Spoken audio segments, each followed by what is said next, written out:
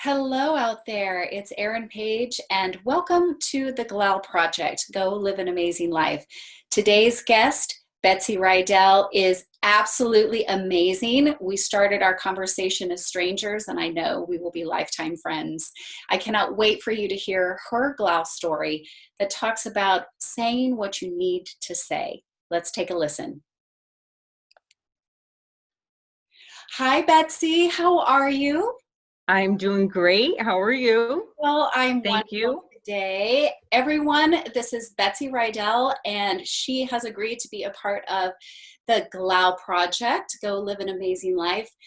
And what's so fun about this moment in time with Betsy is that we've never met before. No, So we is have that right? not. Yeah, I know. That's what's so So fun. I'm so excited to be on this GLAAL event today. I'm so excited to meet you. And honestly, what drove me to reach out was just your positive energy. I just love your energy. Thank So you very thank you. much. I appreciate that very much. And so this is like a blank canvas for us. And Yes, it I is. guess I'll start out with the first question. Give me a little snippet of who you are and what you do. Okay. So as you mentioned, I'm Betsy Reidell, and actually I am an empowerment coach for women. And I just started a business here in Kansas City. We just moved here in July, and last July, and so we're coming up on a year, and we're loving the Midwest. We came from Rochester, New York, which is snowy and cold, and so being here has been very nice. Um, and prior to being an empowerment coach for women, I actually was a school counselor for about 21 years, and Oh, I started my coaching business just part-time, and it really kind of evolved from me realizing that part of my gift I feel like that I've been given is I help women a lot in my own life, my friends, the moms that I was working with. And oftentimes I would just sit back and be like, I'm wondering if maybe this is more my calling. I love helping the kids, and that was a part of my journey for sure. But as life went on, I kind of realized, like, holy cow, I think this is something I'm more passionate about and really would love to be doing. So wow. I started doing that here, and it's been great. I can't believe the support I've gotten so far, just in this short time being here in Kansas. That's So, wonderful. Well, that's a big change from New York to to Kansas for sure. yes, it is. But welcome. I've Thank been a you. girl my whole life, so welcome. That's kind of our MO around here, and I'm thrilled to get a little bit of your background because I'm quite sure that you have a lot of GLAAL stories to share. And it I was do. I probably hard do. for you to pick one, right? Yes, very hard.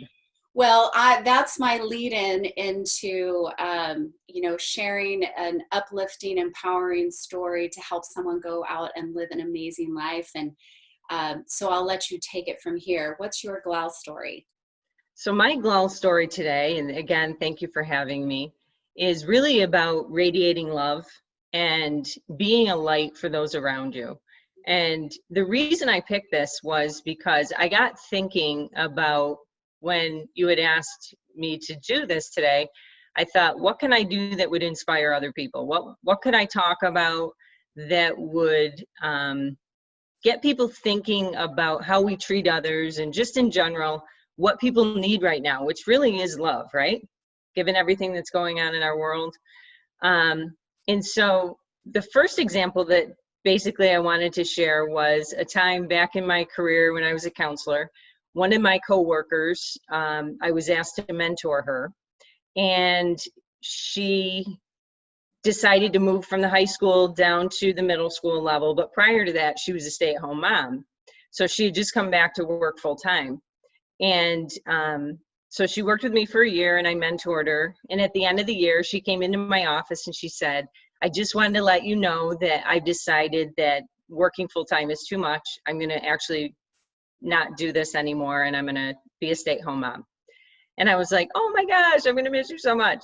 And she said, but there's something that I wanted you to know. Besides thanking me for helping her and mentoring her, she said, I want you to know that one of the takeaways that I want you to be aware of that I'm going to take from you is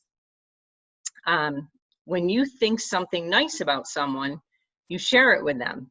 And she said, I don't do that. She said, I oftentimes think it, but I don't say it. And she said, you do. And she said, so that really hit me. And it's almost like, I got thinking about it. It's almost like having a gift for someone, but never giving it to them, right?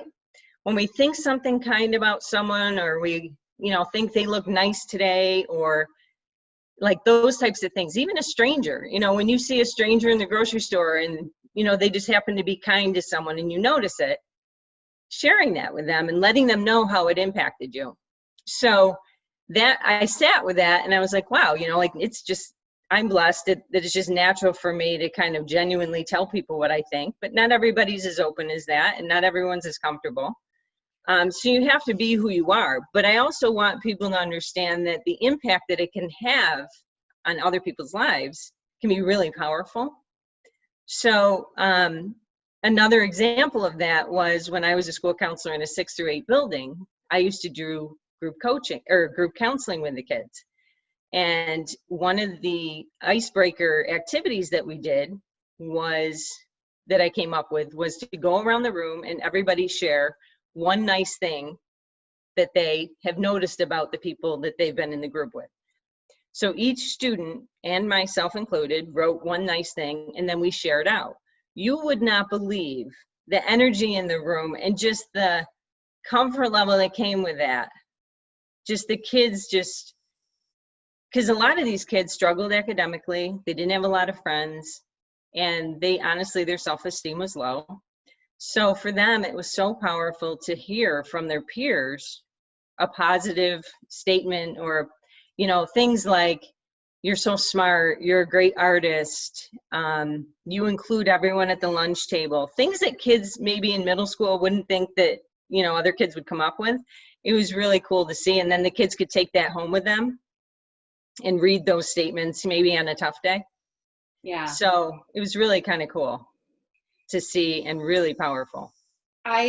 It's interesting because in some of my other GLAAL guests, we've talked about the ripple effect, and that's exactly what you also are sharing here is the ripple effect. And you never know when someone needs to hear what you have to say. Yep.